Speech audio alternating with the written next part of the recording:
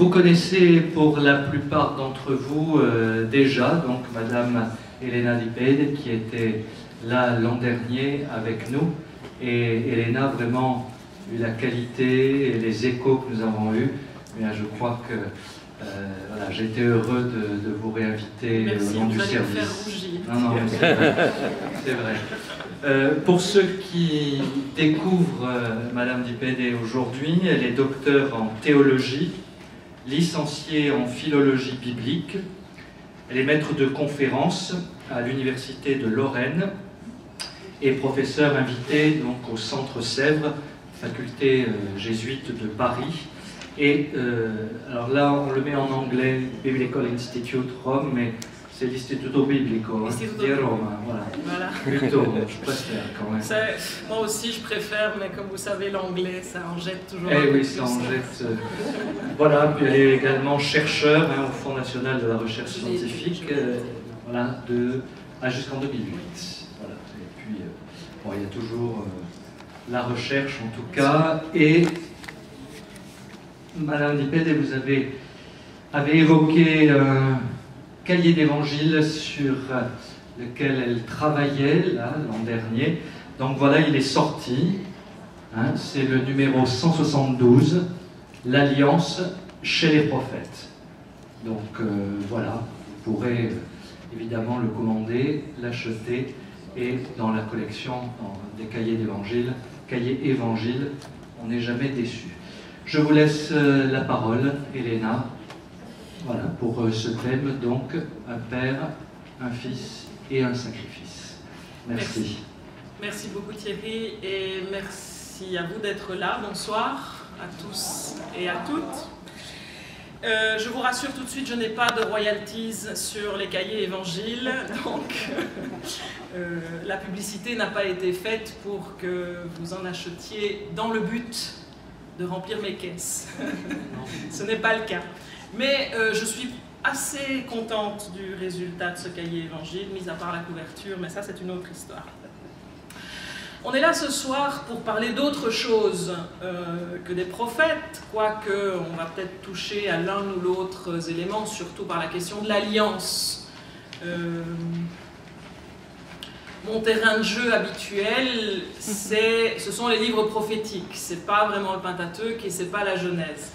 Donc pour ceux qui étaient là l'année dernière, vous vous souvenez que j'avais remplacé André Ouénin, qui était souffrant.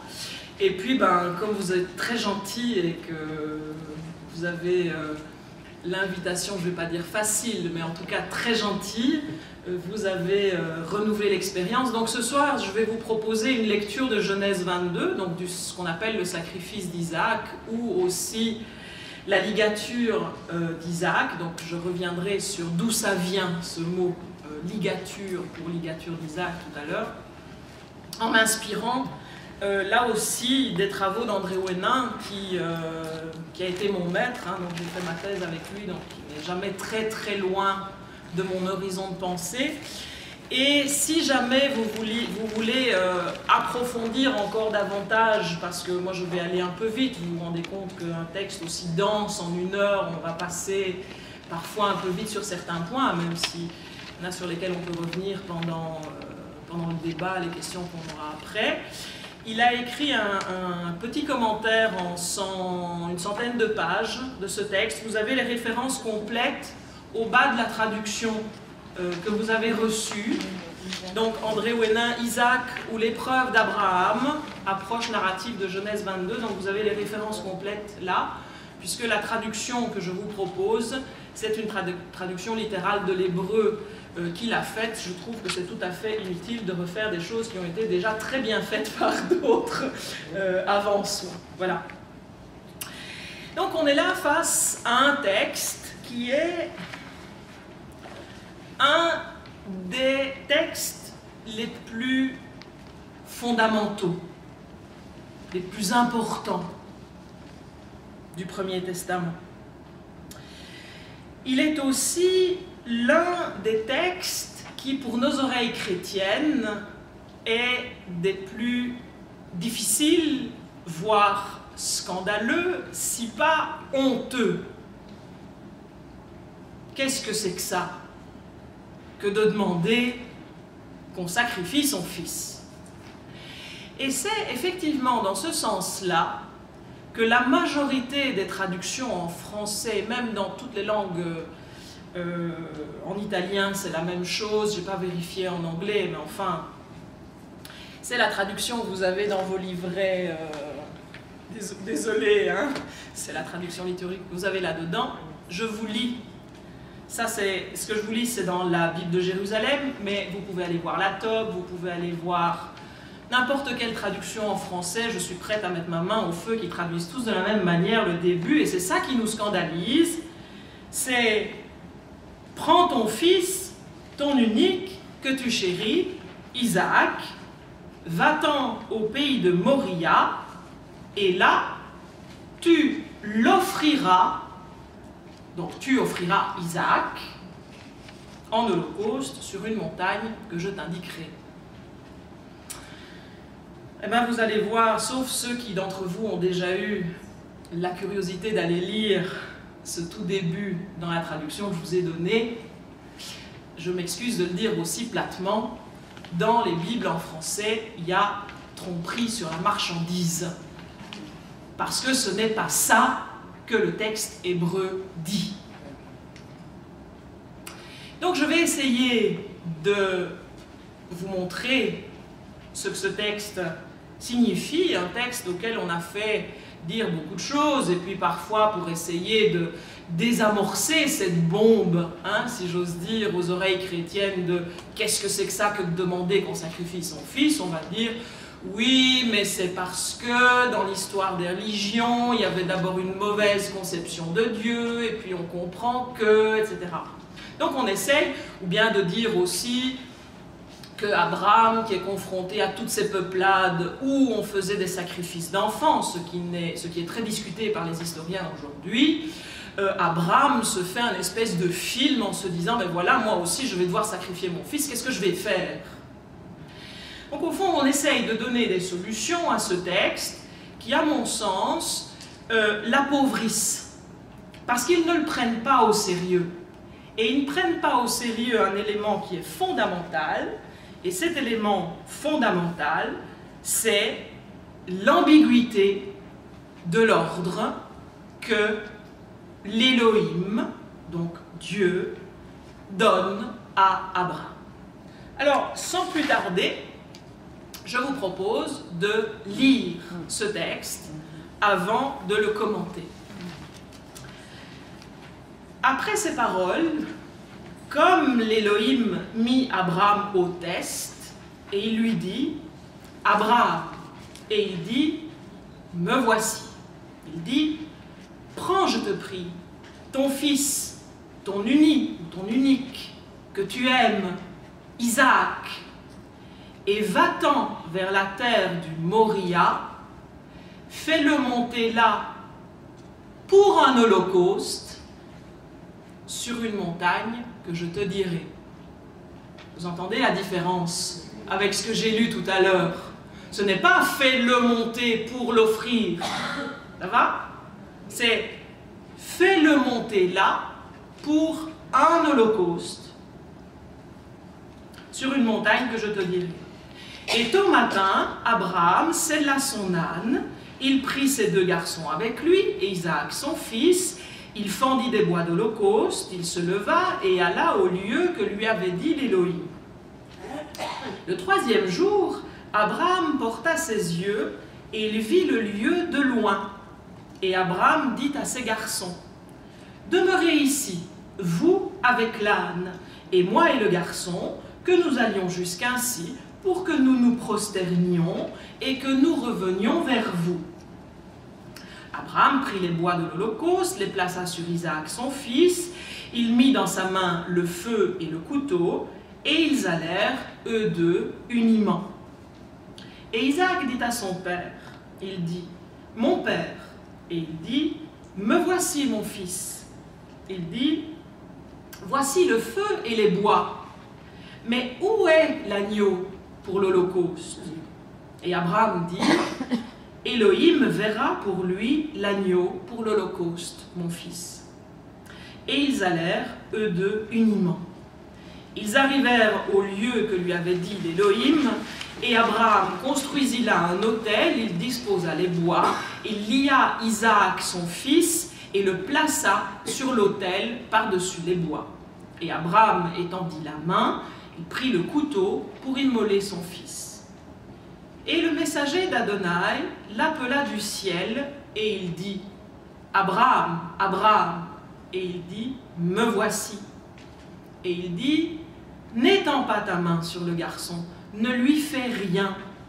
Oui, maintenant je sais que tu es un craignant Élohim, et tu n'as pas épargné ton fils, ton unique, loin de moi. » Abraham porta ses yeux, et il vit, et voici un bélier derrière, attrapé dans le fourré par ses cornes. Et Abraham alla, et il prit le bélier, le fit monter pour un holocauste à la place de son fils. Et Abraham appela le nom de ce lieu Adonai voit ou verra, qui est dit aujourd'hui, sur une montagne, Adonai est ou sera vu. Est vu ou sera vu. Et le messager d'Adonai appela Abraham une seconde fois du ciel et il dit, « Par moi, j'en fais serment, oracle d'Adonai. Oui, puisque tu as fait cette parole et que tu n'as pas épargné ton fils, ton unique, oui, bénir, je te bénirai, multiplier, je multiplierai ta semence, et comme les étoiles du ciel, et comme le sable qui est au bord de la mer, et ta semence prendra possession de la porte de ses ennemis, et se béniront en ta semence toutes les nations de la terre, parce que tu as écouté ma voix. » Abraham revint vers les garçons, ils se levèrent, et ils allèrent uniment vers Beer-Sheva, et Abraham demeura à Beer-Sheva. Voilà une belle histoire, mais qui est très dense. Donc, je vais essayer de la déployer avec vous. Alors, après ces paroles, voilà comment commence ce magnifique récit. C'est-à-dire que l'histoire du sacrifice d'Isaac est située d'emblée dans tout ce qui précède, comme arrière-fond, c'est l'histoire d'Abraham. C'est ce que vous avez lu au sein des maisons d'évangile pendant ces 2 années. Il faut garder en mémoire cette histoire pour bien comprendre ce qui se passe ici. Le chapitre précédent, le chapitre 21, donc c'est celui qui raconte l'histoire de la rencontre entre Abraham et Abimelech, pourrait signifier, pourrait représenter une conclusion assez logique à l'ensemble de l'histoire d'Abraham. Pourquoi? Parce que la triple promesse qui a été faite à Abraham par le Dieu d'Israël, par Adonai, au début de l'aventure, donc au chapitre 12, dans ce chapitre 21 est comme accomplie. Je vous rappelle. Donc, au chapitre 12, Dieu promet à Abraham une grande nation à travers des descendants. Eh bien, Abraham a 2 descendants, Isaac et Ismaël. Dans l'ordre, Ismaël et Isaac.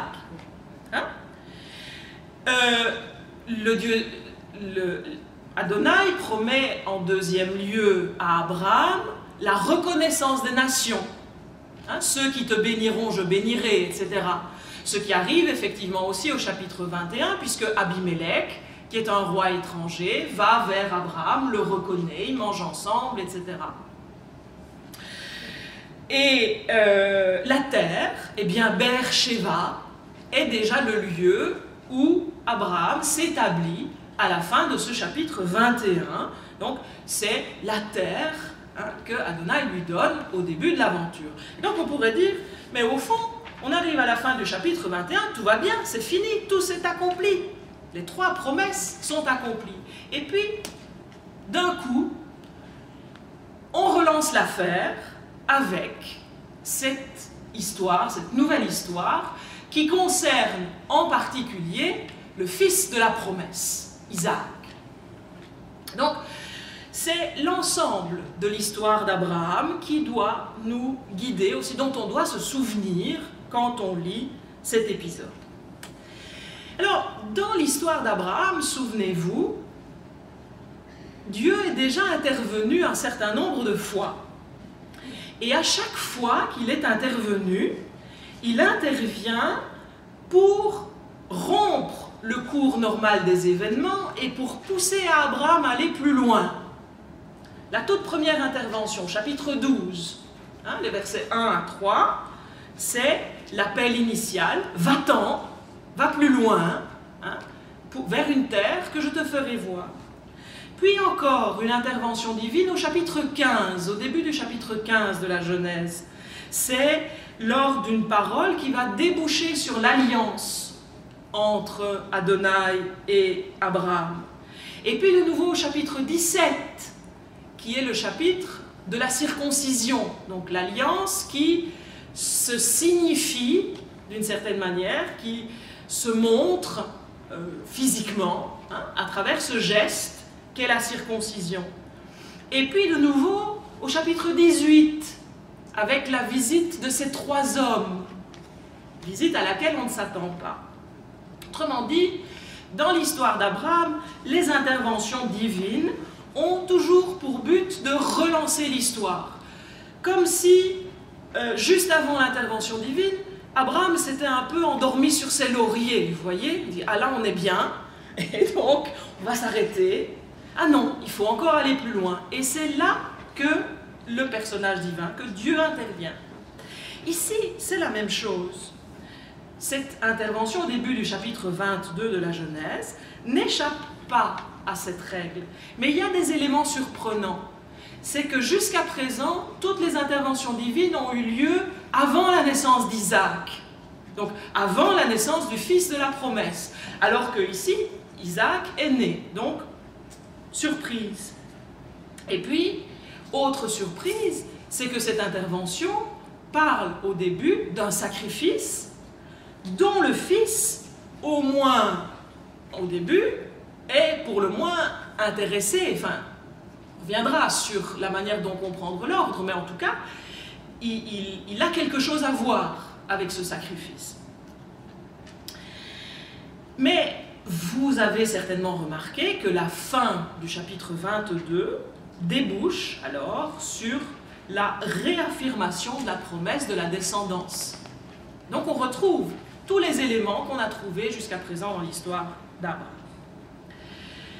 Donc après ces paroles, rassurez-vous, je ne vais pas la faire aussi longue sur tous les mots du chapitre, sinon on est encore là demain matin, mais il y a des endroits où il faut vraiment s'arrêter pour bien comprendre ce qui se joue. L'Élohim, Dieu, mit Abraham au test. Et vous avez vu, il y a des tirets. C'est comme si c'était une parenthèse. C'est une incise qui vient comme interrompre une histoire qui vient de commencer. C'est le « il était une fois ». Oui, mais n'oubliez pas que. Ou bien sachez que, avant d'aller plus loin. Alors, cette incise est fondamentale. Elle est fondamentale, non pas pour Abraham, qui n'est pas au courant de cette incise, mais pour nous, pour les lecteurs. Parce que nous savons d'emblée qu'il s'agit là d'un test. Alors, cette information, c'est une clé d'orientation. Si on ne savait pas qu'il s'agit d'un test, on lirait les choses d'une certaine manière. Nous savons que c'est un test. Or, je le dis tout de suite, dans la Bible, mais pas seulement dans la Bible, un test, ce n'est pas le fruit d'un être un peu sadique qui veut mettre quelqu'un à l'épreuve tout en sachant ce qui va arriver à la fin. Quand on met en place un test, dans la Bible, mais je ne dis pas seulement dans la Bible, parce que d'une certaine manière, un examen, c'est la même chose. On met en place un exercice, j'ose pas dire que c'est un exercice parce que vous allez me jeter par la fenêtre tout de suite, mais essayez de comprendre ce que je veux dire, qui va permettre de faire en sorte que se révèle quelque chose qu'ignore celui qui propose le test, celui qui met le test en place. Je le redis autrement.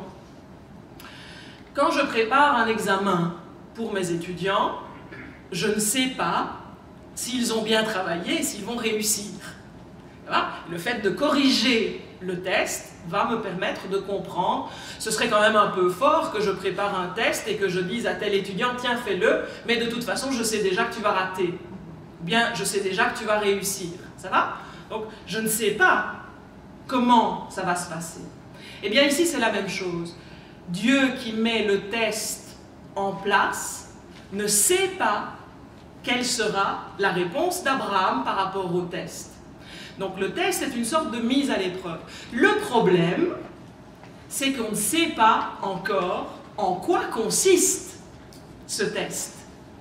Mais on sait, donc le lecteur sait, que c'est un test. Et ça doit nous faire prendre aussi un peu de distance par rapport à ce qu'on lit, surtout quand ça va devenir un peu cru et un peu hard, toujours se dire « Ah oui, mais c'est un test, donc n'oublions pas ». Contrairement à Abraham, qui lui ne peut prendre aucune distance par rapport à ce qui est en train de se jouer dans ce qu'il vit. Alors, qu'est-ce que pourrait viser le test de Genèse 22? En fait, on ne peut pas se baser sur le verbe qui est utilisé ici en hébreu, mettre au test, parce que depuis le début de la Genèse, on ne l'a pas encore rencontré. Mais ce qu'on a déjà rencontré depuis le début de la Genèse, c'est un don, en particulier pensez au don de nourriture au tout début de la Genèse, et on sait que ce don est toujours accompagné d'une parole qui introduit le don dans un contexte relationnel. Autrement dit, dans la Genèse, un don n'est jamais fait pour lui-même, mais c'est toujours dans le cadre d'une relation qui s'établit, qui s'approfondit, qui se teste aussi à travers le don. Alors, dans un contexte comme celui-là, alors je pense en particulier au don, que ce soit le don de la femme à l'humain, ou que ce soit le don de la nourriture, et c'est en particulier au don de la nourriture, de tous les arbres du jardin manger tu mangeras, mais de celui de la connaissance, tu n'en mangeras pas, etc. Hein? Donc, de la manière de recevoir le don, eh bien, il va se passer quelque chose. Je ne reviens pas là-dessus, on pourra y revenir éventuellement si vous le voulez après. Mais dans une relation, et ça on le sait tous très bien, dans une relation, un cadeau, un don, vaut toujours beaucoup plus que la valeur matérielle du cadeau qu'on fait. Parce que le cadeau sert à construire, à approfondir la relation. Et donc, un don dit en général deux choses. Il dit quelque chose de celui qui offre le cadeau. Mais il dit aussi quelque chose de celui qui le reçoit dans la manière même de recevoir le cadeau. Est-ce qu'on considère que le cadeau qui est fait est un dû, et donc dans ce sens-là, on va l'approprier, on va se l'approprier, je garde ça pour moi tout seul, parce que j'ai tellement travaillé que c'est normal qu'on me fasse ce cadeau-là, ou bien j'ai tellement obéi, ce qu'on pourrait imaginer dans le cadre d'Abraham, que c'est normal qu'on me fasse, et puis en plus je l'ai attendu plus de 25 ans ce cadeau-là, donc c'est normal, hein? Ou bien est-ce qu'on va faire du don un lieu de rencontre, donc on pourrait dire un lieu d'alliance. Et alors là, le cadeau va valoir évidemment beaucoup plus, mais pour ça, il faut évidemment être dans une attitude qui n'est pas celle de l'accaparement, mais qui est dans un geste de partage, on pourrait dire ça comme ça. Donc, le don sert à signifier, à approfondir, à entretenir une relation. Donc, au fond, tout don est un test. Pas seulement les dons que Dieu fait, mais tout don est un test, d'une certaine manière. Alors, la question qui se pose, c'est, dans un premier temps en tout cas, c'est comment est-ce que Abraham va recevoir le don qu'Isaac représente pour lui? C'est un premier aspect du test, on va revenir là-dessus. Autre élément sur lequel je voudrais attirer votre attention et qui est toujours en lien avec le début de la Genèse, c'est que le nom qui est donné au personnage divin, c'est Elohim. Souvenez-vous, c'est le même nom qui est donné au Créateur en Genèse 1. Alors, que dit Genèse 1 de ce Dieu qui est appelé comme ça? C'est qu'il sépare, qu'il met de l'ordre en vue de relations justes au sein même de la création. Ça, c'est fondamental. Et puis plus loin dans le récit, au chapitre 2, le nom Elohim, donc qui veut dire Dieu, va être accompagné du nom Adonai, c'est le nom propre du Dieu d'Israël qu'on va retrouver dans ce texte-ci, mais un peu plus loin, et qui lui va signifier, qui est plus lié, en tout cas, excusez-moi, dans le récit, à la volonté de vie de ce Dieu pour l'être humain, avec lequel il entre dans une certaine intimité relationnelle. Donc, je suis d'accord avec vous. Au début de Genèse 22, on n'a pas tellement l'impression que le Dieu qui se cache derrière cet ordre soit un Dieu qui a une volonté de vie. Hein? Surtout parce qu'on est habitué à entendre cet ordre d'une certaine manière. Mais il ne faut pas oublier ce que je viens de vous dire, c'est-à-dire que le Dieu qui donne cet ordre-là est à la fois le Dieu qui a donné Isaac à Abraham, et c'est aussi celui qui, depuis la première page, met des séparations en vue de relations justes. Et là, peut-être que vous entendez déjà où je veux vous conduire. Alors, en fait, ces éléments-là sont importants, non pas pour Abraham, mais pour nous, lecteurs. Parce qu'au-delà du test qui se joue pour Abraham, il y a aussi un test pour le lecteur que nous sommes, évidemment. Donc, on risque, nous, lecteurs, de rater complètement ce test si on s'arrête la première ligne et on se dit « Ah, mais au fond, ça c'est un Dieu bête et méchant, c'est pas le Dieu de Jésus, donc je referme et on se voit la prochaine fois. » C'est un peu trop simple. Prends ton fils, j'avance, doucement, mais j'avance. Alors, l'ordre, vous l'avez entendu, hein, va-t'en vers la terre de Moria, fais-le monter là pour un holocauste. J'insiste parce que c'est le point le plus important, probablement, pour bien comprendre le reste. Donc l'ordre est ambigu, c'est certain. Il est ambigu pour Abraham et il est ambigu pour le lecteur. Parce que si on sait que c'est un test, je vous l'ai dit tout à l'heure, on ne sait pas de quel test il s'agit. Et aucun élément, donc, ne permet de vraiment comprendre la portée, la signification exacte de cet ordre. Et donc on va devoir essayer, nous, lecteurs, de déchiffrer aussi l'intention d'Abraham vis-à-vis de cet ordre ambigu. Et dans la suite du texte, je vais me confondre entre test et texte, hein, mais vous faites la traduction automatique. Donc, dans la suite du récit, dans la suite du texte, il n'y a rien qui dit « Ah, ben il a décidé dans tel sens » ou « Il a décidé dans l'autre sens ». Il va falloir arriver jusqu'au bout presque pour savoir ce qu'il décide finalement. Alors, ce sont des éléments là qui donnent corps à une véritable tension narrative. La tension est très forte dans ce texte. Comment est-ce que Abraham va interpréter cet ordre? Et de la manière dont Abraham va interpréter l'ordre, est-ce qu'on pourra être sûr qu'il est conforme à ce que Dieu demande de lui? Autre question.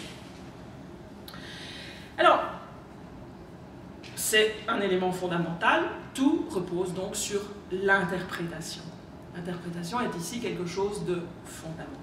Alors, que demande exactement Elohim? Qu'Isaac soit offert en holocauste ou que son père l'emmène avec lui pour offrir un sacrifice sur la montagne? L'hébreu peut vouloir dire les deux choses. D'où l'ambiguïté de l'ordre. Donc, en premier lieu, le texte semble porter sur la manière dont Abraham va comprendre l'ordre, donc dont il va l'interpréter. S'il entend l'invitation divine comme une demande qui vise simplement un holocauste ordinaire à offrir avec Isaac, Abraham va montrer quelque chose. Qu'est-ce qu'il va montrer? Il va montrer que vis-à-vis de son Dieu, il est dans une relation qui se referme de manière heureuse après les multiples péripéties et le long temps d'attente pour que se réalise la promesse d'une descendance. Au fond, s'il va sur la montagne et qu'avec Isaac, il offre un sacrifice, il va dire d'une certaine manière que sa relation à Dieu s'est normalisée, si j'ose dire. Mais Abraham peut entendre l'ordre d'une manière autre et qui est aussi beaucoup plus forte. Autrement dit, il peut comprendre que Dieu lui demande d'offrir Isaac en sacrifice. Donc d'offrir le fils de la promesse.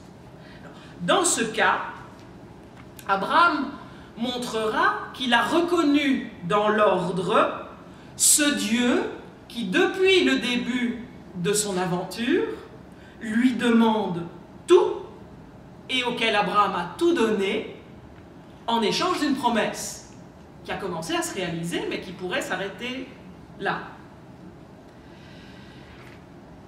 Mais si c'est vraiment ça, la demande est tellement disproportionnée par rapport à tout le reste que qu'est-ce qui se passe, quoi?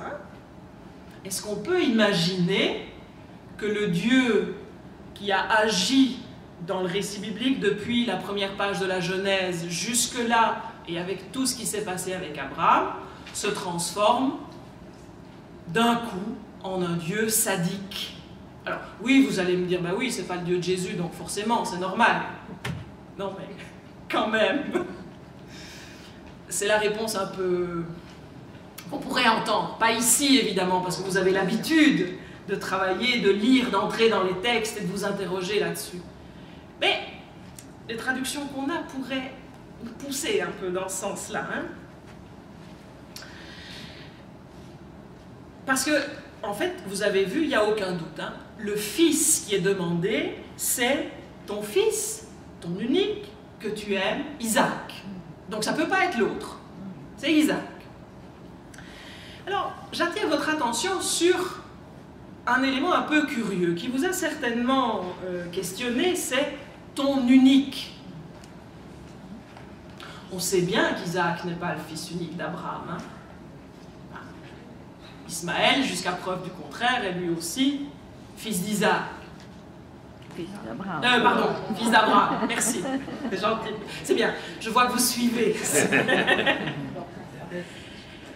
Donc, Ismaël est aussi un fils d'Abraham. Donc, il n'est pas fils unique au sens où on l'entend, qu'il n'aurait pas de frère. Mais le terme hébreu qui est derrière, c'est pour ça qu'il y a des petites parenthèses où c'est marqué uni et unique, c'est que le mot hébreu veut dire unique, mais veut aussi dire uni, au sens de lié, sans séparation, collé, quoi. Et donc, ça suggère une forme particulière de relation entre ce père et ce fils, et qui est soulignée d'ailleurs par la gradation dans la manière de présenter le fils dans l'ordre. Ton fils, ton unique, que tu aimes, Isaac. Isaac aurait suffi, hein? Il aurait tout de suite compris que c'était de lui qui ça parlait.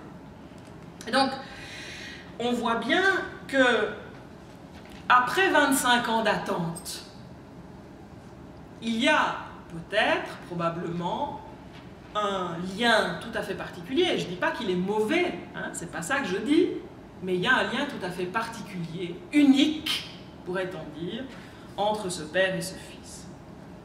Et toute l'histoire d'Abraham, depuis le début, depuis qu'il a quitté son père, est tournée vers la venue de ce fils. Et donc, si on peut comprendre cet attachement particulier qu'Abraham a pour Isaac, la manière dont le récit présente ce fils ici peut aussi nous suggérer que ce lien particulier n'est peut-être pas tout à fait juste ou tout à fait ajusté vis-à-vis d'Isaac. Dans cet ordre du verset 2, il y a un autre élément qui doit être souligné. vous n'aurez certainement pas manqué de voir que le début de l'ordre, enfin ici dans votre texte, c'est la deuxième ligne du verset 2, ressemble point par point au début de l'ordre que Abraham reçoit au chapitre 12. Va-t'en. C'est la même formule en hébreu. On peut la traduire comme on veut, enfin, on ne peut pas la traduire comme on veut, mais quelle que soit la traduction que l'on choisit, c'est la même formule. Donc ici, va-t'en, c'est une expression rare qui suggère peut-être une implication particulière de la part de celui qui reçoit cet ordre dans ce qu'il doit faire. Mais le rapprochement entre les deux suggère peut-être que cet ordre ici a quelque chose de positif, parce que l'ordre au chapitre 12 était un ordre positif. Donc ne fermons pas trop vite cette possibilité. L'ordre initial du chapitre 12, il concernait quoi? Autre point de rapprochement. Eh bien, il demandait à Abraham de renoncer à quelque chose qui lui était intime et qui était lié à lui de manière personnelle. C'est renoncer à ta terre, ton enfantement et la maison de ton père. Autrement dit, l'ordre du chapitre 12, c'est quitte ton passé pour aller vers ton avenir, d'une certaine manière. On pourrait paraphraser les choses comme ça. Au chapitre 22, vous avez une exigence semblable, mais qui cette fois-ci n'est plus tournée vers le passé, mais elle est tournée vers l'avenir, parce que ce à quoi on demande de renoncer, c'est ton fils. Hein? C'est le futur familial auquel ce fils de la promesse est lié. Donc, si au début de l'aventure, on pourrait dire qu'il était question de savoir comment Abraham serait fils par rapport à son père, ici, peut-être qu'il va être question de savoir comment Abraham est père par rapport à son fils. Est-ce qu'il va le garder pour lui ou est-ce qu'il va être prêt à le partager, si j'ose dire? Je mettrai 50 guillemets autour de ce terme parce que je ne suis pas sûre que ce soit le terme adapté, mais est-ce qu'il va, pour le dire encore autrement, renoncer à la mainmise sur cet avenir qui lui est promis? Et là, une fois qu'on a compris ça, on commence vraiment à voir quels sont les contours du test pour Abraham. Ça va?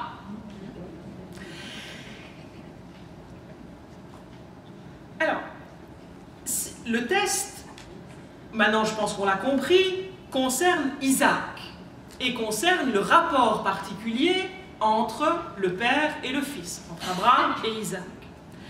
Mais l'ambivalence de l'ordre initial permet quelque chose d'extraordinaire.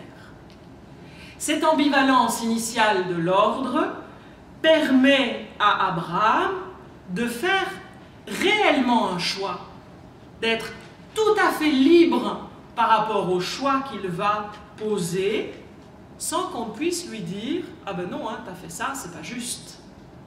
Donc, il peut effectivement garder le don, donc monter sur la montagne et faire un sacrifice avec Isaac, ce qui va signifier que la relation pour lui est normalisée, comme je le disais tout à l'heure. Il va reconnaître l'histoire que Dieu lui a permis de vivre et qui a abouti dans ce fils de la promesse, et tout va bien, ils vécurent heureux, hein, comme finissent un bon nombre de très bonnes histoires. Donc, fin heureuse pour une histoire chahutée. L'autre option serait celle d'offrir le fils, donc qui est une option qui est très exigeante pour le père que Abraham est. Eh bien, il va montrer de cette manière-là qu'il ne considère pas, s'il se montre prêt à l'offrir, il va montrer qu'il ne considère pas le fils comme un objet dont il serait le propriétaire. Il va manifester qu'il n'est pas une chose dont il peut ou pourrait disposer à sa guise, selon son bon vouloir. Et donc, s'il fait ça, s'il comprend l'ordre comme ça, il va montrer qu'il voit vraiment Isaac comme un don de Dieu, signe véritable de cette alliance que Dieu veut faire avec lui. Et je vous signale que un sacrifice dans la Bible est normalement un don offert pour signifier l'alliance. C'est un don qui dit l'alliance, le sacrifice. Le voyage, on avance. Je vous promets que je ne serai pas aussi longue sur la suite. La réaction d'Abraham à l'ordre semble résolue. Il est décidé. Dès le matin, il se met en mouvement, il prépare le voyage dans les moindres détails, sauf que, vous l'aurez remarqué, comme moi, il manque une chose fondamentale. C'est la bestiole. Où est la bête pour le sacrifice? Il n'y en a pas. Donc, les bois sont là, mais il n'y a pas de bête à sacrifier, ce qui pourrait suggérer, de manière ténue, qu'Abraham a déjà choisi la manière de comprendre l'ordre. Mais si c'est le cas, pourquoi partir avec 2 garçons, donc avec 2 serviteurs, hein? Est-ce qu'il les aurait pris s'il n'avait aucune hésitation sur ce qu'il allait faire?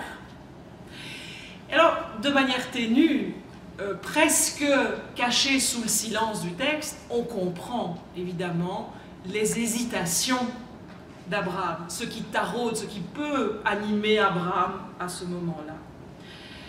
Mais le voyage se passe d'un coup, sans qu'on s'y attarde, vous l'avez vu. Rien n'est raconté du voyage lui-même. Des préparatifs, on passe tout de suite au 3e jour, lorsque, en vue du lieu dit, Abraham est amené à poser le choix décisif. Puisque voir le lieu, ça veut dire que bientôt il va falloir choisir. On peut tergiverser pendant qu'on y arrive, mais après c'est fini. Et première chose qu'il décide de faire, c'est de laisser les garçons au pied de la montagne, en leur disant quelque chose d'un peu vague, mais qui peut signifier qu'on va revenir. On ne parle pas de sacrifice, vous avez dit, pour que nous nous prosternions, et puis que nous revenions vers vous.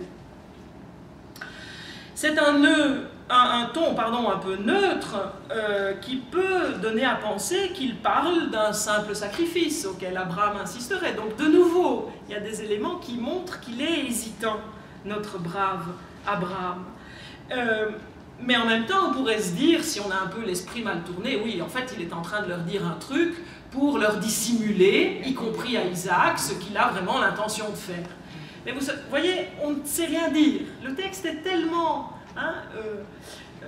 discret là-dessus, mais il ne fait que suggérer les hésitations de ce père. Alors, les garçons sont au pied de la montagne.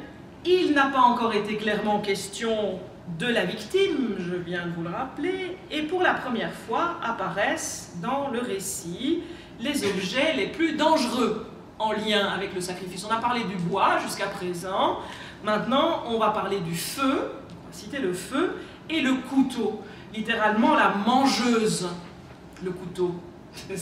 La lame ne coupe pas, elle mange. Le couteau dévore la victime d'une certaine manière. Et on aura aussi remarqué, vous aurez certainement remarqué, qu'Isaac est mentionné en lien avec les bois de l'Holocauste, puisque ici, Abraham le charge de porter le bois. Encore une fois, ces gestes, les gestes d'Abraham, peuvent refléter l'indécision quant à ce qu'il va faire, un rite, un sacrifice entre guillemets normal ou autre chose. Et c'est à ce moment-là qu'il y a un petit dialogue entre le père et le fils.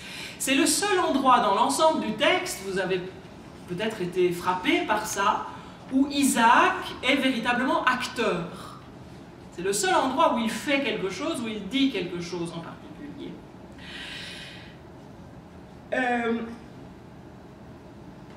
Il rompt le silence de la marche et il pose à son père la question qui va de soi, puisque justement il parle de ce qui manque pour un sacrifice.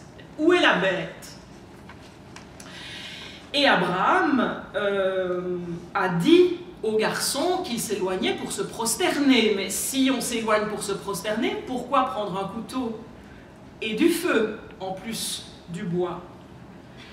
Alors, le dialogue, malgré tout, cache peut-être quelque chose de plus profond qui, là aussi, touche à la relation entre le père et le fils. Si vous comptez, si vous prenez le temps de compter, les mots père et fils, dans ce petit dialogue des versets 7 et 8, reviennent 4 fois, et chaque fois avec un possessif. Mon père, mon fils, etc. Ce qui souligne le lien intime qu'il y a entre ce père et ce fils, qui, comme le dit le récit, vont, eux deux, uniment. Ça fait donc ressortir la force affective du lien qu'il y a entre les deux, au moment même où, nous le savons, une menace pèse sur ce lien. La question qu'Isaac pose, on se la serait peut-être tous posée, souligne sa perplexité par rapport au manque flagrant de la victime pour l'Holocauste, qui pour lui est un agneau. C'est une question qui nous préoccupe aussi, nous, lecteurs, parce qu'on voudrait bien savoir ce que Abraham a enfin décidé de faire et qu'on ne le sait pas encore. Qui va être la victime de l'Holocauste? Un agneau ou le fils? Pour le moment, on n'en sait rien. Mais ce faisant, donc par cette question, Isaac pointe aussi quelque chose qui est certainement en train de travailler depuis 3 jours, Abraham. Et pourtant, de ces doutes, de ce questionnement qui l'habite certainement, Abraham ne dit rien à Isaac. Ce qui semble suggérer quand même que s'ils vont tous deux uniment, ils sont quand même très loin l'un de l'autre. Très très loin l'un de l'autre.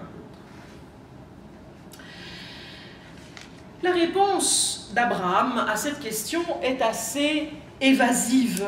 Et de nouveau, on peut l'entendre de 2 manières. Soit on l'entend, donc Elohim verra pour lui l'agneau de l'Holocauste, soit on l'entend comme l'expression de la confiance en Dieu, ce que Isaac semble effectivement entendre, puisqu'il ne pousse pas plus loin l'enquête. Mais pour le lecteur, cette réponse, qui ne dit rien du choix qu'Abraham s'apprête à faire, est quand même un peu plus embêtante, parce que on est vraiment au bord de la tension, là. On aimerait bien savoir comment ça va se passer. Alors le sacrifice lui-même.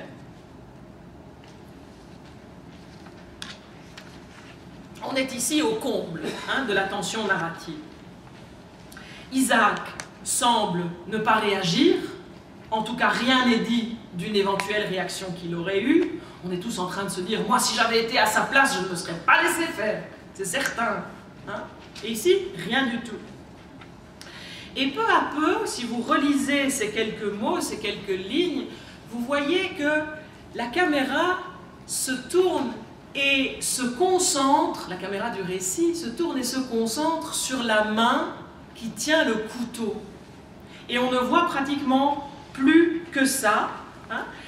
Et ce dernier geste de lever la main avec le couteau reste à l'état d'intention, puisque il lève la main pour, mais on l'arrête. Ouf.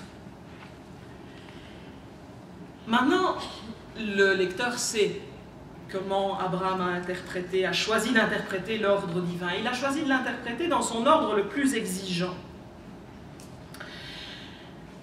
En même temps, la lenteur de ses mouvements peut aussi donner à penser qu'il va très très lentement parce qu'il veut donner le temps à Dieu de réagir, de ne pas le laisser aller jusqu'au bout. Parce qu'il a quand même confiance dans ce Dieu-là, n'oublions pas. Alors, 3 mots sont à souligner ici. Le premier, c'est l'autel. Le premier autel qu'Abraham a bâti, c'est à Morée, quand il arrive en Canaan. C'est au chapitre 12. C'est un autel qui est lié à la première apparition d'Adonai à Abraham et à la promesse donc d'une descendance et d'une terre. L'autel qui est construit alors est le signe de la foi d'Abraham en la promesse. L'autel qu'il construit ici, signifie qu'il consent à offrir à Dieu le futur de cette promesse, puisque c'est Isaac qui est en jeu. Le verbe lier, autre terme qu'il faut regarder de près. Abraham lie son fils sur l'autel. Alors, c'est un verbe qui est très difficile à traduire parce que c'est la seule et unique fois où ce verbe apparaît dans l'ensemble de l'Ancien Testament. Donc, sur un seul mot, on peut difficilement tirer des plans sur la comète, si j'ose dire. Mais ça veut dire lier, mais on ne peut pas en préciser la portée exacte. Mais quoi qu'il en soit, pourquoi est-ce que Abraham lie Isaac? Ou mieux, pourquoi est-ce que le récit dit que Abraham lie Isaac avec ce verbe qui en plus est unique? Parce que, pas besoin de dire qu'on lit, hein, on le met sur l'autel, ça suffit. Puis si on considère que le fils est obéissant, il va rester dessus. Enfin, excusez-moi de le dire aussi platement, mais c'est juste pour attirer votre attention sur le fait qu'il y a quelque chose de curieux dans l'utilisation de ce verbe. Alors, on pourrait dire, oui, mais c'est parce qu'il a peur que sa main flanche ou que son fils déguerpisse à la dernière minute. Oui, bon, d'accord. Mais on peut aller plus loin, je pense, qui va plus loin de cette première chose à laquelle on pense et qui nous fait sourire, évidemment. Parce que nous, on l'aurait fait si on avait été dans la situation, donc. Cette ligature, c'est de là que vient l'autre nom de ce chapitre, hein, la ligature d'Isaac. Cette ligature est en fait peut-être la métaphore, le mime du lien qui unit le Père et le Fils. Donc, une espèce de ligature physique dans le récit qui rend visible une ligature non pas physique, mais symbolique entre le Père et le Fils. Donc, ce lien qui risque d'entraver la vie du Fils en l'enchaînant à son Père, eh bien, il est figuré par ces liens. Et ça, c'est ni moi ni André Ouénin. Dans la tradition juive, on interprète déjà cette ligature dans ce sens-là. Hein. Donc, au fond, c'est un lien qui empêche le Fils de prendre par rapport à son Père la distance nécessaire qu'il lui faut pour vivre sa vie. Il y a un troisième verbe, et puis je vous promets que j'irai beaucoup plus vite aussi, parce que ça on aura le temps pour les réponses. C'est le verbe immoler, qui vient dans ce contexte. Hein. C'est au verset 10. Alors, on s'attend au verbe immoler dans un contexte d'Holocauste, forcément. Et donc, voilà, ça passe. Mais en fait, ce verbe, qui est peut-être là aussi pour exprimer la manière dont Abraham lui-même voit avec horreur hein, ce qu'il s'apprête à faire, est là peut-être aussi pour faire monter la tension, parce que c'est juste à ce moment-là que son geste est arrêté.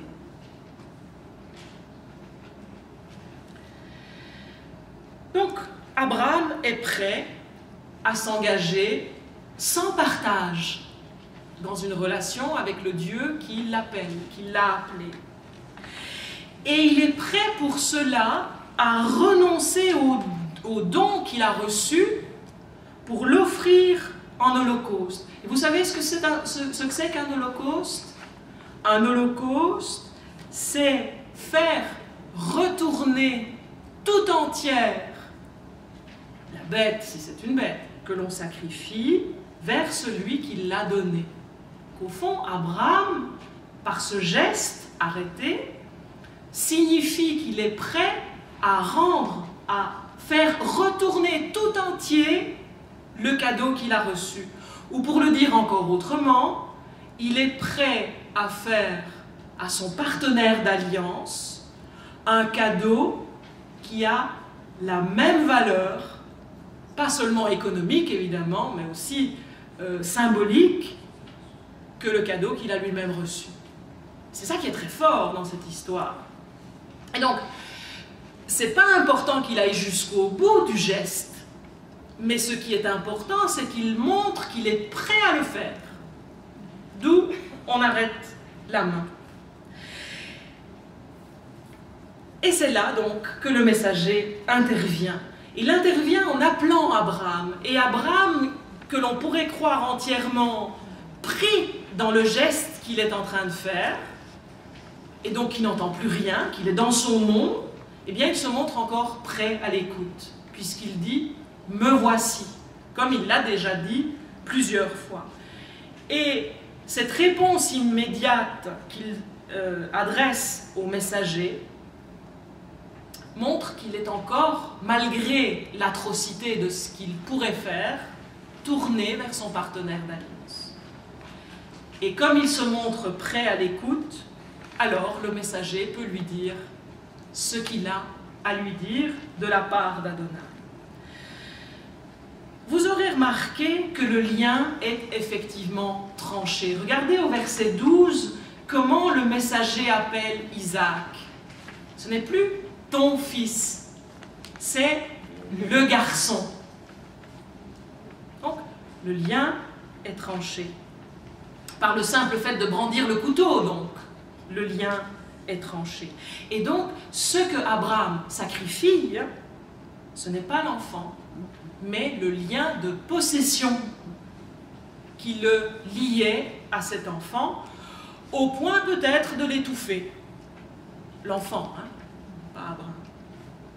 Donc, on pourrait dire que d'une certaine manière, il est en train de sacrifier une manière d'être père qui n'est pas très loin de la manière dont était père son propre père. Souvenez-vous, à la fin du chapitre 11 de la Genèse, vous avez Terach qui prend tout le monde et qui dispose de sa famille un petit peu comme il veut. Et Abraham, ici, montre qu'il n'est pas du tout dans cette logique-là. Il est dans une logique qui est à l'inverse, et on pourrait même dire, je vais y revenir tout de suite, qu'il est dans une logique qui est à l'inverse de la logique de l'Adam. L'Adam au jardin, il reçoit un cadeau et qu'est-ce qu'il fait? Tout pour moi. La convoitise qui est à l'œuvre. Pas de partage. Abraham, il est ici dans une attitude complètement inversée. Je reçois un cadeau extraordinaire, je suis prêt à le rendre parce que ce cadeau n'a pas de valeur, si je le garde pour moi, il n'a de valeur que dans cette relation d'alliance qu'il établit entre moi et mon partenaire d'alliance. Donc c'est cette logique qui dit que ça doit aller dans les deux sens au fond. Donc c'est une dynamique que l'on peut appeler de don et de contre-don, par exemple.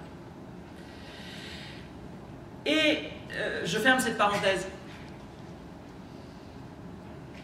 C'est pour cette raison, parce qu'il a fait ce geste, que l'unique est devenu le garçon, et s'il est devenu le garçon, je reviens au texte, hein, c'est parce qu'il n'a pas épargné son fils. Alors attention, en hébreu, épargner, ça ne veut pas dire ne pas tuer. Hein. Ça veut juste dire épargner au sens économique. C'est comme s'il disait, tu n'as pas gardé tout pour toi, hein, quand on épargne des sous à la banque, hein, quoique ça ne vaut rien maintenant, mais enfin, hein, on n'a pas tout gardé pour soi, on le partage. C'est ça que ça veut dire épargner en hébreu, pas ne pas tuer, parce qu'en français, évidemment, c'est un verbe qui a les deux significations. Donc, puisque tu ne l'as pas préservé, puisque tu ne l'as pas gardé loin de ce Dieu, qui est un Dieu qui pousse à devenir soi-même, à vivre sa vie dans des relations justes, eh bien, je sais, dit le messager d'Adonai, que tu es un véritable craignant Elohim, que tu es un véritable homme de foi, de confiance, plus que de foi, parce que quand on dit foi en français, parfois c'est aussi un peu biaisé. Hein. Tu as confiance dans la parole de celui qui t'appelle ailleurs. Tu as confiance dans la parole de celui qui te donne un ordre bizarre, difficile, pour lequel tu vas devoir prendre position, mais qui derrière cette difficulté est quelqu'un qui te dit « je suis là pour la vie », interprète l'ordre, interprète la loi, pourrait-on dire, parce que cette loi qui cache la bonté de Dieu est une loi qui est indispensable pour entrer en relation avec lui. C'est ça qui instaure d'une certaine manière l'alliance. Et alors, ce n'est pas pour rien qu'un sacrifice a effectivement lieu à la fin, mais vous aurez remarqué que ce n'est pas un agneau, c'est un bélier, ce qui confirme évidemment que c'est le père que Abraham sacrifie, puisque le bélier c'est l'animal père, hein?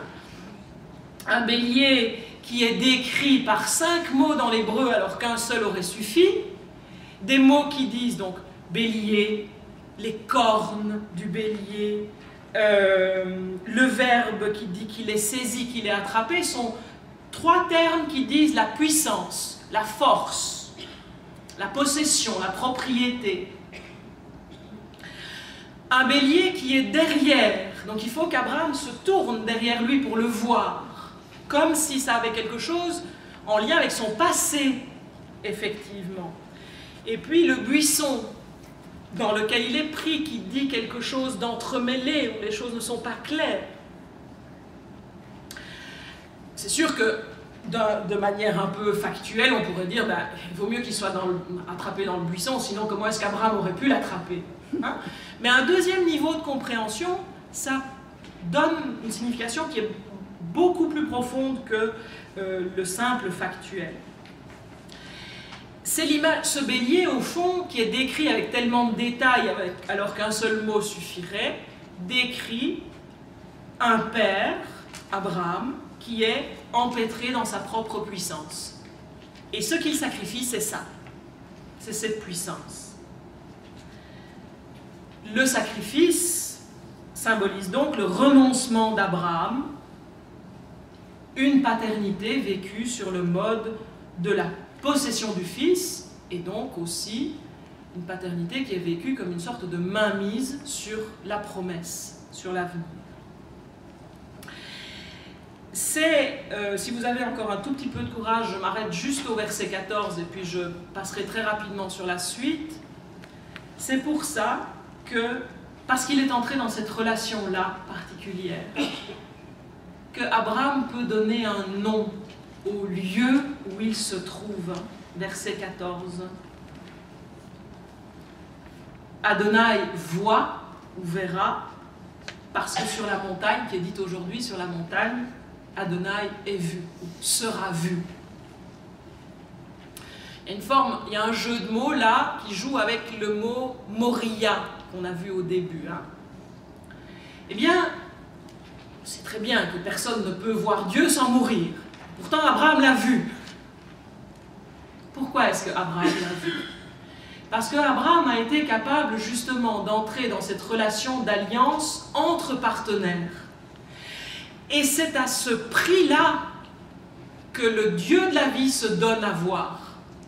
Permet qu'on le voie, mais pour ça, Abraham doit mourir à quelque chose. Et je l'ai dit, hein, il meurt à une manière particulière d'être père. Et ça, voyez-vous, c'est un appel qui est lancé au lecteur après Abraham. Celui qui est capable, dans les choix qu'il pose, effectivement, d'écouter, d'entendre cette parole, qui l'appelle ailleurs, qui l'appelle à la confiance, sans avoir de preuves matérielles de ce qui va se passer, eh bien celui-là, comme Abraham, pourrait effectivement voir Dieu. Alors pas qu'il va descendre et qu'on aurait une vision, je ne sais pas, hein, parce que le Dieu de l'Alliance se révèle dans la rencontre. C'est dans la rencontre qu'on peut un peu toucher du doigt ce qu'est ce Dieu-là, comme il permet à Abraham de le voir.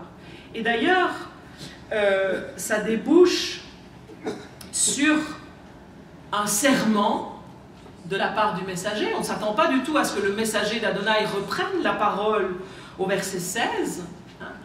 avec une emphase très grande, le messager dit, et donc la promesse, moi je la réaffirme, et vous aurez remarqué que cette promesse, elle ne touche plus Isaac, mais elle touche la descendance qui viendra après. Alors, ce qui reprend un peu la parole du chapitre 12, hein, si vous vous souvenez, la descendance nombreuse comme les étoiles de la mer et comme le sable. Hein. Cette fois-ci, tu prendras possession de la porte de tes ennemis. Alors là, c'est nouveau, cette affaire-là. Et en même temps, vous savez que dans un contexte de guerre ou de prise de possession de l'autre, on peut détruire l'autre. Bien, les descendants d'Abraham qui seront dans la logique de ce qu'Abraham a montré ici, c'est-à-dire une logique de déprise, peuvent aussi faire du bien, si j'ose dire, à leurs ennemis. Donc ne pas les détruire, mais avec eux aussi entrer dans cette démarche de relation, puisque les ennemis font partie de ces nations de la terre qui sont citées au verset 18. Et donc la descendance d'Abraham reçoit ici la mission qu'Abraham avait reçue au début de son aventure. Je bénirai ceux qui te béniront. Alors bénir, ça ne veut pas simplement dire du bien. Bénir au sens biblique, c'est donner la vie. Ceux qui te reconnaîtront, je les reconnaîtrai, je leur donnerai la vie, y compris les ennemis. Et Abraham revient, et là il y a un autre manque, vous l'avez remarqué? Isaac n'est pas là. Oui. Donc effectivement, la séparation a bel et bien eu lieu. Il n'est plus question d'Isaac. Isaac, il vit sa vie, pourrait-on dire. Son père l'a enfin lâché. Ce qui nous rassure, nous, hein, mesdames, il n'y a pas que les femmes qui doivent couper le cordon, hein, on va dire ça, hein, de manière un peu familière. Mais c'est important. Abraham revient tout seul. Il va continuer cette vie, sa vie tout seul, comme son fils va enfin pouvoir faire la sienne et donc être le porteur de cette promesse. Deux mots, juste deux mots, puis on y reviendra si vous voulez. Je m'excuse, j'ai été très longue. Vous avez beaucoup de courage à m'avoir supporté jusqu'ici, mais j'ai été très longue sur certains points et peut-être trop rapide sur d'autres, donc encore quand même avoir un peu le temps pour discuter. Juste deux choses. Ce qui ressort de ce texte, au-delà de l'apparence anecdotique. Oui, il doit sacrifier son fils. Enfin, on a compris maintenant que ce n'était pas vraiment ça ce dont il est question. La première chose qui ressort de ce texte, j'y ai fait allusion, je voudrais le redire en conclusion, c'est que l'alliance, une véritable alliance, ne peut se jouer, ne peut être viable que dans le don échangé, dans le don partagé, là où le don devient le lieu véritable de l'échange, de la rencontre. Et ensuite, j'ai peut-être été plus rapide là-dessus, mais c'est important aussi, cette alliance, elle va toujours, ou ce don, va toujours avec une parole, qui souvent est une parole de loi, et donc qui a un caractère un peu abrupt, un peu dur, hein, comme si, en donnant la loi, Dieu se cachait et se dévoilait en même temps. Parce que la loi, comme vous le savez, il faut l'interpréter pour qu'elle porte des fruits de vie. Si on ne l'interprète pas, il se peut effectivement que la loi devienne un lieu de mort plus qu'un lieu de vie. Mais la loi est indispensable parce que c'est la structure de la relation. C'est la loi qui met cette juste distance entre les partenaires d'alliance, qui fait la séparation, comme la séparation est nécessaire entre le père et le fils.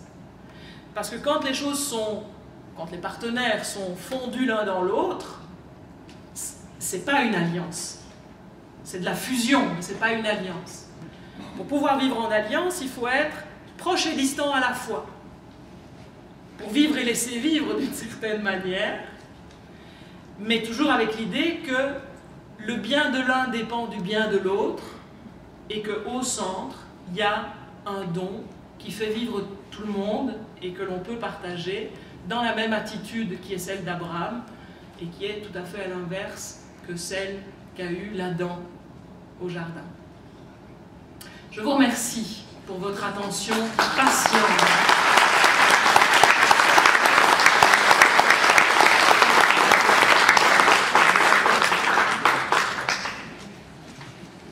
Merci Elena. On aurait volontiers poursuivi la soirée comme ça, même une partie de la nuit.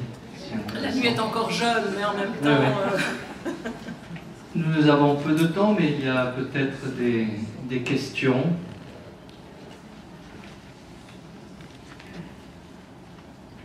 Oui, j'aimerais bien que vous poursuiviez par une interprétation du début du chapitre 24, le mariage d'Isaac.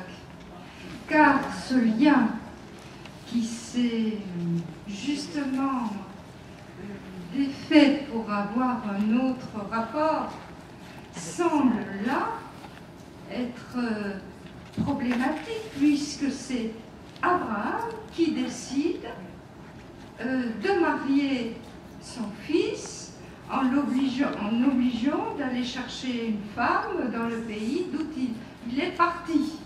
Et c'est bien une décision d'Abraham après la mort de Sarah.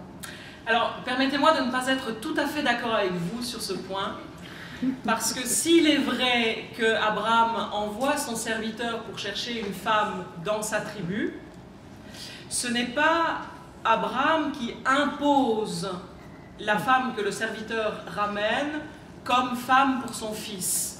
Puisque si vous vous souvenez, il y a une très belle scène qu'on pourrait relire chaque année à la Saint-Valentin. Quand elle arrive, elle le voit et elle tombe de son chameau tellement elle est charmée par le bel homme qu'elle voit apparaître devant lui. Donc, il y a quand même quelque chose qui est de l'ordre du choix mutuel de Isaac pour sa future femme, même si le serviteur va la chercher. D'un point de vue historique, on pourrait dire oui, ben, c'est parce que ce texte veut promouvoir les mariages endogames et donc il faut se marier entre soi. Vous avez une magnifique relecture de ce chapitre-là dans le livre de Tobie, par exemple, où Tobias envoie chercher une femme, enfin envoie son fils chez son cousin pour que... Le seul cas où, dans la Genèse, un père vraiment choisit, donc impose une femme à son fils, c'est Judas, au chapitre 38 de la Genèse, c'est dans l'histoire de Judas et Tamar. C'est le seul cas. Donc voilà, après Isaac rejoue d'une certaine manière les erreurs et les aléas de son père, ce qui veut dire, et ça c'est quelque chose de très profond humainement me semble-t-il, c'est que quand il s'agit d'humains et de n'importe quel sujet anthropologique fondamental, les choses ne sont jamais jouées une fois pour toutes. Chacun, individuellement, collectivement, mais de génération en génération, doit poser ses choix fondamentaux qui sont celui d'Abraham ici, donc celui du don et de l'entrée dans cette logique de don et de contre-don, celui de dire oui à l'alliance, celui d'écouter la parole, enfin ce sont toutes des choses qui ne sont pas données une fois pour toutes. Donc le fait que tout de suite après cette affaire-là, Isaac, qui pourtant devrait bien être payé pour savoir ce que ça veut dire un lien un peu opprimant, etc., ou les déboires que ça peut avoir de faire passer sa femme pour sa sœur, je vous renvoie à la conférence de l'an dernier, ben c'est jamais joué une fois pour toutes. Il faut à chaque fois retravailler ces choses-là parce que véritablement, ce sont des endroits où se joue fondamentalement le rapport, la relation à l'autre, et donc, pour la Bible, c'est là où se joue, pour l'Ancien Testament en tout cas, c'est là où se joue la vie et la mort. Parce que dans la Bible, quand on parle de vie, dans la Genèse, quand on parle de vie, ce n'est pas de la vie biologique qu'il s'agit. Quand on parle de mort, ce n'est pas de la mort biologique qu'il s'agit d'abord. La vie et la mort, c'est quelque chose de relationnel. La vie et la mort biologique, c'est une donnée de fait. Tu es poussière et tu retourneras à la poussière. Donc, ce n'est pas mourir ou vivre pour toujours sans mourir jamais. Ça n'existe pas. Mais vivre ou mourir, c'est une question de relation. Et c'est pour ça qu'il y a des nœuds fondamentaux sur lesquels il faut à chaque fois, parce qu'on est humain, se repositionner Les histoires d'Abraham peuvent nous aider, les histoires de la Genèse peuvent nous aider quand on les lit bien, comme vous avez l'habitude de le faire, quand on va au fond des choses, pour essayer de comprendre et d'avoir des clés pour nous-mêmes poser ce geste, cet acte d'interprétation qui reste fondamental par rapport à la parole. Hein.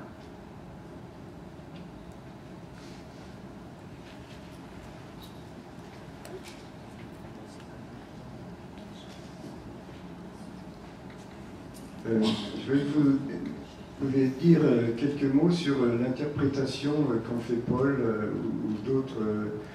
Dans l'écriture, il ne semble pas qu'on ait ce type d'interprétation. Et est-ce qu'il a fallu attendre Marie Balmary, le travail d'André Vénin ou le vôtre, pour avoir cette ouverture sur ce texte qui effectivement nous délivre, bien sûr. Alors, je vous avoue ma grande ignorance par rapport à l'interprétation à l'intérieur du texte biblique de ce texte-là, mais l'interprétation qui va dans le sens de sacrifier la paternité est une interprétation traditionnelle juive, déjà. Et donc, il n'a pas fallu attendre André Vénin ou Marie Balmary pour arriver à une lecture comme celle-là. C'est une lecture qui est très ancienne. Mais je crois qu'un de nos problèmes, à nous chrétiens en particulier aujourd'hui, par rapport à ce texte, est vraiment lié à une question de traduction de ce texte. Parce que, bon, la majorité, je pense, des Juifs aujourd'hui ont accès à l'hébreu et peuvent aller lire ce qu'il y a derrière. Malheureusement, dans le monde chrétien, on a un peu moins l'habitude de se tourner vers le texte original et d'aller voir ce que vraiment les mots signifient. Et puis déjà, comme vous savez, une langue, c'est jamais de l'automatisme. Donc j'ai essayé de vous le montrer sur l'un ou l'autre mot. Il peut y avoir plusieurs degrés de signification. Et de toute façon, quand on traduit, même si on ne fait pas d'erreur, ce qui n'est pas le cas ici à mon sens, on privilégie une signification d'un mot par rapport à une autre. Et donc, de toute façon, traduire, c'est interpréter. Ici, le problème vient du fait que l'ordre initial, qui est un ordre ambigu en hébreu, je pense que je vous l'ai montré, dans les traductions classiques en français, on lève toute l'ambiguïté, et par ce fait-là, à mon sens, on enlève aussi toute la profondeur du texte. Donc, on édulcore d'une certaine manière. Et je m'excuse de le dire comme ça, hein, parfois on fait ça, les traducteurs font ça avec les meilleures intentions du monde. Mais vous savez que l'enfer est pavé de bonnes intentions. Hein. Parfois on se dit, on traduit en simplifiant parce qu'on dit, mais si on laisse ça tel quel, ça va être trop compliqué, personne ne va rien comprendre. Peut-être, mais au moins ça signale qu'il y a une difficulté, qu'il va falloir creuser, qu'il va falloir ronger un peu l'os. Alors que si on donne une traduction qui donne l'impression d'être complètement lisse, on ne voit plus la difficulté. Et donc on ne s'interroge même plus sur la portée fondamentale qu'un texte comme celui-là peut avoir. Et ça, je crains que la nouvelle traduction liturgique aille dans le même sens. C'est une crainte fondée, je crois. Pour les quelques textes que j'ai lus, ça ne nous aide pas beaucoup pour le sermon. Non, mais c'est ça. Vous avez la même chose, par exemple, pour en Genèse 1, homme et femme, il les créa. Alors que c'est mâle et femelle. C'est pas du tout la même chose. Bref. Si on reprend ce récit dans l'Ancien Testament et on le compare avec n'importe quel récit du Nouveau Testament, quel enfant est donné du bois pour monter sur une montagne pour être offert en sacrifice? Ce récit dans l'Ancien Testament ne veut pas dire que peut-être c'était pas le fils de la promesse qui était voulu être offert en sacrifice, mais plutôt le fils de Dieu. Alors, c'est une interprétation classique qu'on fait dans le milieu chrétien de la ligature d'Isaac, c'est de dire que Isaac est une préfiguration de Jésus. C'est évident. Et je ne vais pas vous l'enlever. Vous trouvez ça, allez un peu partout dans les églises, la chaise Dieu. Vous avez déjà vu les tapisseries de la chaise Dieu, c'est magnifique, hein? Vous avez ces tapisseries où on met en parallèle une scène de l'Ancien, une scène du Nouveau Testament, et vous avez effectivement la mise en parallèle de Isaac avec ses bois qui sont d'ailleurs en croix, avec Jésus sur la croix, et c'est une interprétation tout à fait courante, classique, qu'on trouve dans l'histoire de l'art. Je ne vous l'enlèverai pas. Mais je crains qu'en allant trop vite en besogne, on appauvrisse le texte, le récit de l'Ancien Testament aussi. Et donc, mon but est d'abord d'essayer de montrer la richesse de ce texte-là dans le contexte dans lequel il vient. Et puis après, si on peut lui donner un surcroît de sens par une interprétation, par une préfiguration éventuelle, je ne suis pas contre. Mais d'abord, je pense qu'il faut bien comprendre le texte dans le contexte dans lequel il est. Et dans le contexte dans lequel il est et dans le contexte pour lequel il a été écrit, on ne parle pas de Jésus.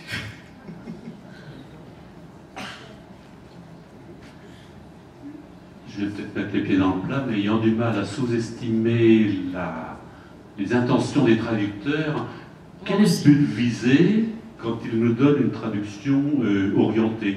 Je reprends là celle que j'ai dans ELF, où c'est bien marqué « offre-le en holocauste ». Alors, pourquoi ces écoles de traduction sont allées dans un sens?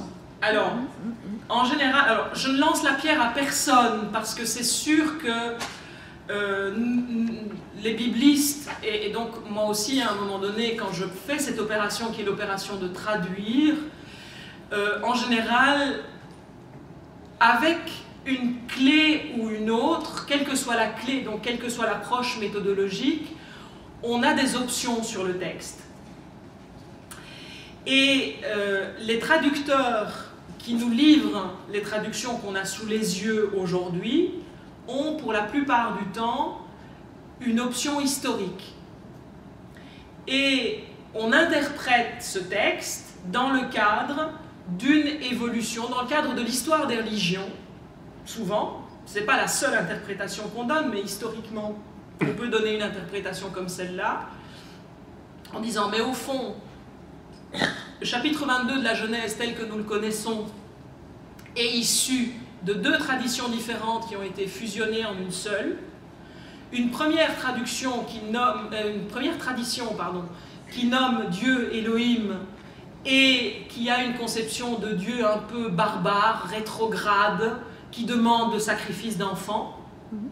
Et un autre Dieu, donc, dont le nom apparaît dans la première partie du texte, et un autre Dieu que l'on nomme par le tétragramme, hein, Adonai ou Seigneur ou le nom Saint béni soit-il, enfin comme vous voulez, mais qu'on ne nomme pas, mais qui est le nom propre du Dieu d'Israël, qui lui est le Dieu de l'Alliance, contrairement au premier, et par lequel on découvre une conception de Dieu qui est un peu différente. Et alors, comme on a mis ces deux traditions ensemble, la première partie reflète d'un Dieu, excusez-moi, bête et méchant, la deuxième partie reflète un Dieu bon.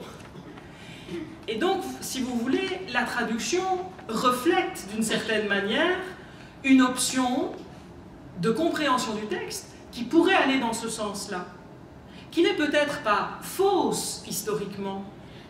C'est probablement vrai que le texte de Genèse 22, tel que nous l'avons sous les yeux aujourd'hui, est le fruit de deux traditions différentes qu'on a mis ensemble pour faire une histoire qui est celle que nous avons aujourd'hui. Donc, déjà, quelles étaient les deux traditions initiales, ça on ne le saura jamais. Aujourd'hui, on a un texte. Et c'est sûr que le texte biblique n'est pas tombé du ciel, qu'il y a eu tout un travail. Mais alors, pourquoi est-ce qu'on l'a laissé comme ça? Parce que je ne suis pas sûre que les préoccupations des gens qui nous ont laissé la Bible telle qu'elle est aujourd'hui étaient de faire savoir comment leur conception de Dieu a évolué. Ce qui intéresse les historiens des religions. Par contre, eux, ce qui les intéressait, c'était d'essayer de dire le Dieu auquel ils croient, qui s'appelle Elohim, ou qui s'appelle Adonai, ou qui s'appelle Adonai Elohim, eux, leur volonté, c'était de dire ce Dieu auquel ils croient, qui est fondamentalement un Dieu d'alliance, mais qui parfois fait des choses compliquées, et que l'humain est appelé à interpréter. Et donc, traduire, pour revenir à la question que vous posez, quand on traduit, on a toujours une préoccupation en tête. Et on a toujours une lecture qu'on a fait au préalable du texte qu'on va traduire. Donc, d'une certaine manière, dans la traduction, apparaît, et ce n'est pas négatif en soi, et on le fait tous d'une certaine manière, apparaît la préoccupation de ceux qui ont traduit. Peut-être qu'il serait bien de revenir à une traduction qui soit un peu plus abrupte, parfois, sans vouloir tout expliquer dans le texte, en mettant parfois quelques notes en plus, mais pour laisser cette aspérité, parce que l'hébreu est une langue âpre, qu'on essaye de lisser en passant en français, mais on perd un certain nombre de choses. Et alors parfois, la préoccupation, c'est aussi de ne pas choquer les lecteurs. Mâles et femelles, c'est choquant. Hommes et femmes, ça ne l'est moins. Comprenez ce que je veux dire? Donc, je ne dis pas ça pour leur lancer la pierre, c'est juste pour vous rendre sensible à quelque chose. Et donc, puisque vous avez la pratique de lire la Bible, je ne peux que vous encourager, quand vous approchez un texte, à prendre 2 ou 3 traductions différentes pour voir là où il y a des traductions différentes et là où il y a peut-être des aspérités, justement. Parce qu'un traducteur n'est pas l'autre. Hein? Et on a de la chance en français, hein, parce qu'il y a des très bonnes traductions en français. Alors évidemment, chacune a ses côtés extraordinaires et ses côtés un peu moins bons, mais on a de la chance parce qu'on a plusieurs traductions de très bonne qualité en français. On est toujours dans son temps aussi quand on travaille ou quand on traduit. Oui? Je crois une toute dernière. Alors justement, toute dernière. dans ce que nous avons lu précédemment, nous aussi on a été très choqués dans notre maison d'évangile par l'attitude de ce Dieu qui fait chasser Ismaël en laissant uniquement Isaac. Et alors bien sûr, quand on nous dit comment cela résonne-t-il aujourd'hui, vous imaginez les réactions dans le conflit israélo-palestinien, etc.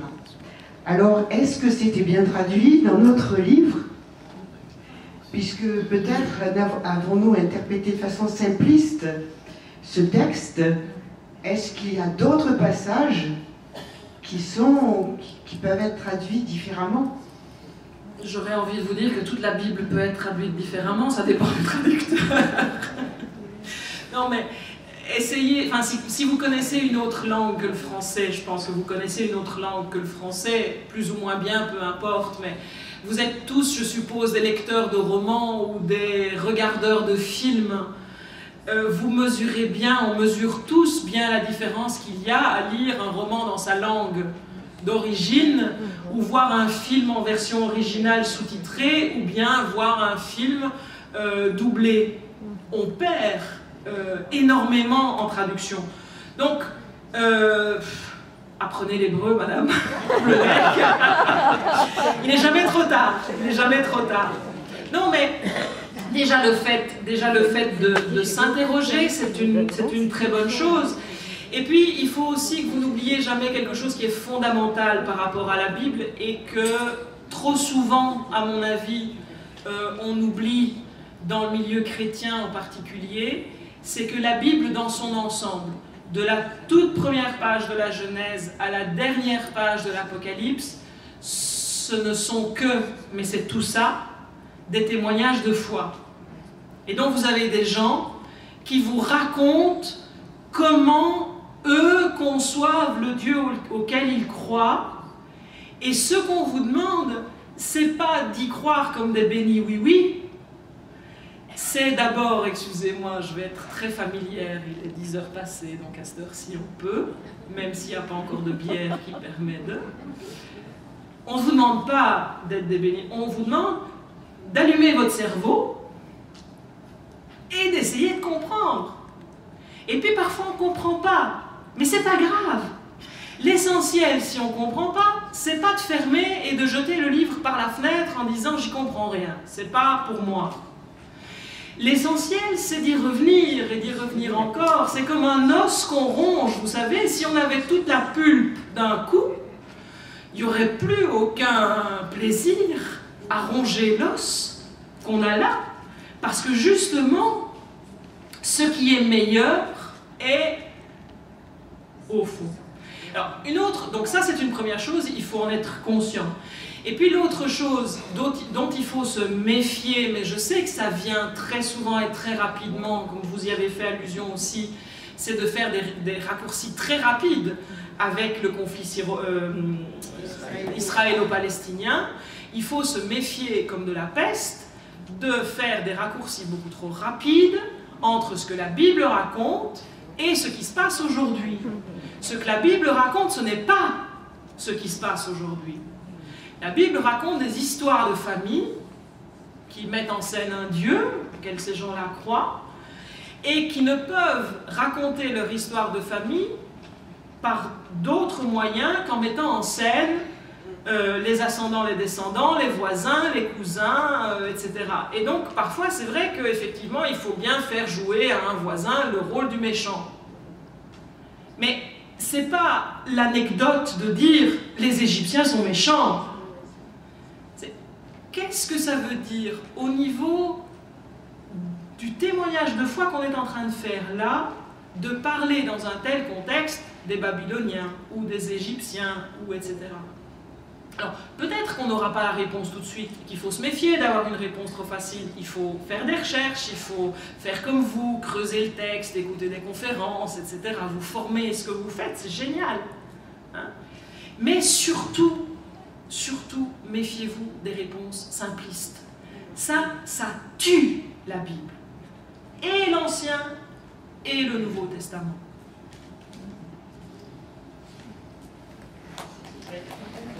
Merci.